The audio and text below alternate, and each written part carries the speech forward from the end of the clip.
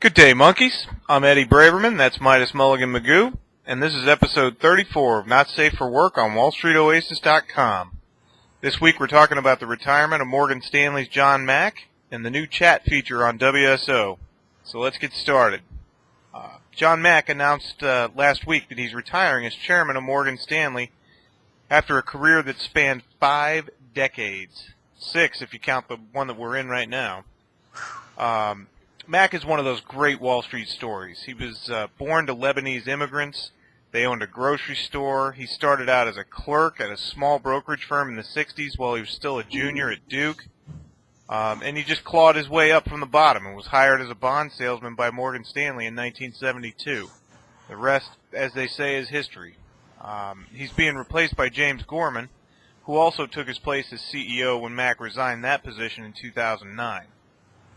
Now, like a lot of guys who walk away from the street, Mack is obviously wondering what the hell to do with himself now, because it was also announced last week that he signed on as an economic advisor, essentially the chief economic advisor to John Huntsman.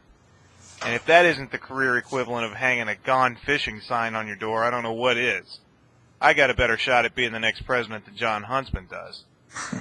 But wherever he ends up, he'll always be a compelling Wall Street success story. You know you've arrived when they cast Tony Shalhoub to play you in a made-for-TV movie. I hope he enjoys retirement. What do you think, dude? I'm putting up a post about Mack in a day or two where I'll get into some of this stuff with greater detail. For example, he went to Duke on a football scholarship and didn't even begin to think about Wall Street or anything else until he cracked a vertebrae in his back. So he did, as a matter of fact. Football stud. Yeah, man, that's pretty good motivation for all you. I didn't know what I wanted to do with my life until I got done partying my junior year characters. So I'll just give a head nod on the Huntsman thing. Guy's got no chance. I mean, even though he has some pretty good ideas, we know the mainstream rhinos aren't about to go with that. You know, he's almost starting to get on their nerves as much as our boy Ron Paul. But who just won a straw poll in California, by the way. But we will not talk about this on any news show anywhere because, like, Michelle Bachmann is the true force that we must get behind. Anyway, he doesn't strike me as a gone fishing type of guy, John Mack. The way he navigated Morgan out of the media spotlight during and after the crisis has really been exemplary. Classic study in public relations and manipulation. For all the allegations of, the shady backroom deals, potential insider trading, and a bunch of other charges that the haters could never make stick, he seems ideal for politics. I mean, even if it's only in an advisory capacity, but as we begin to see... This might be just a resume booster for him, too. I mean, I looked at that. I look at this. He's a smart guy. Nobody thinks Huntsman's got a snowball's chance in hell, so this could just be a springboard for a political career, and that wouldn't be the worst thing in the world, I guess. I mean, I don't mean to take your time, but he is the least onerous of the onerous guys at the top of the too-big-to-fail banks, in my opinion. So, it wouldn't... I could see him making a career in politics. Considering how much Washington's been getting involved in Wall Street business recently, it's only natural for the pendulum to swing back the other way. So it's only a matter of time until one of these big Wall Street guys decides he's bored of fishing and camping and decides to head over to Washington. Natural flow of things. Yeah, well, I mean, Diamond's already the Treasury Secretary. I mean, Timmy's kind of holding the seat warm, but I'm pretty sure Jamie's calling the shots, isn't he? I don't know. Somebody's bitch, but, that's a different story for a different day.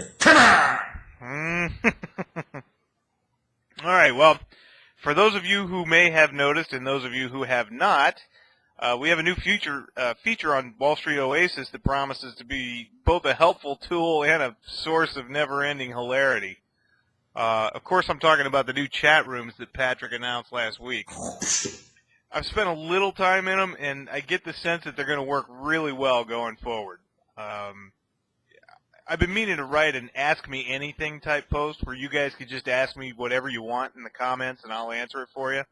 But now that we have a chat room, it might be more fun to do that in real time. So I'll give that some thought this week. If there's a time that works for a lot of people, that it might be fun to do. One thing I think that could be helpful with the chat room would be if we scheduled certain members to be in the chat room at a given time to answer questions. We've got some really awesome certified users who consistently bend over backwards to help people. And I know a few of them would be willing to spend a half hour or so answering questions. And then there's guys like me and happy for the dick and fart jokes. What about you, dude? You on board to host a chat?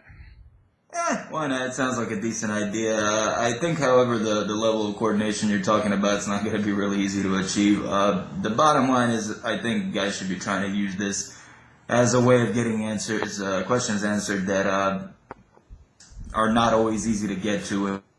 I think one thing that I whenever I'm in the mood to dispense a little bit of advice is the fact that a ton of these users with, 2 and 20 bananas, people you've never seen or heard of in your life and you don't know who they are, writing these long diatribes about their situation and personal feelings and opinions and so forth. And a lot of the top users are just not going to have time to sift through all that junk. So I think this is really a good opportunity for some of the newer members of the site or people who are more lurkers than posters to kind of get out there and start talking to people and actually kind of in a way, network and internet persona out there, if you will, and kind of get some people interested in answering their questions in detail. And I think it could be really useful. But like everything else, it's a matter of commitment and how much people want to put into it. But I'm more than down to get in there and tell people what I did to their mom when they were out at math camp last summer. Yeah, I'm just glad there's no video function because how long would it be before somebody whipped out his junk that and it just all goes to shit. Missile cock launch, fire one. All right, well, like I said last week, I've been reading a fair amount of Wall Street fiction lately. And believe it or not, ever since the crisis, or actually right before the crisis, a lot of this stuff started popping up. Most of it is pretty good, actually, and I was kind of surprised by that. But the first book I'd recommend is The Fund by H.T. Nuriya. It's all about a nefarious Middle Eastern hedge fund bent on financial terrorism, and it's well researched and well written. I mean, the guy, if I'm not mistaken, I think he lives in Greenwich, for crying out loud, so he's right there in the belly of the beast. A couple things didn't work for me, like the villain and being the former lover of the heroine in grad school. I mean, come on, what are the chances? But overall, the book was a ripping good read, and I'll link to it below. You should check it out if you get a chance. It's good stuff. What about you, man? You read anything? You sure it wasn't that he was a lover of heroin in grad school? You know how we do at the top 5, baby. Right. No, I mean you get the stereotypical Muslim bad guy, and then in this case the heroine works for it's not somebody right off the top of your head. She doesn't work for the SEC or any of those places. I think she works for the DIA, the Defense Intelligence Agency. Okay. But she used to work for a bulge bracket bank, and she was kind of brought in for financial crimes kind of deal. And, it really is a good story. So, yeah, you should check it out. If you're looking for a little Wall Street entertainment that's on the thriller side of things, it's pretty good. Yes, and she's really independent and strong. Of course. Yeah. Right. No, I haven't actually been reading much finance stuff lately at all. But being that there's a lot of guys on the site that are interested in the global perspective on things, Why Leaders Lie by John Mearsheimer is a really fun book to read. For those of you who don't know the guy, Professor Mearsheimer is pretty much the top dog in international relations academia and also quite a character himself.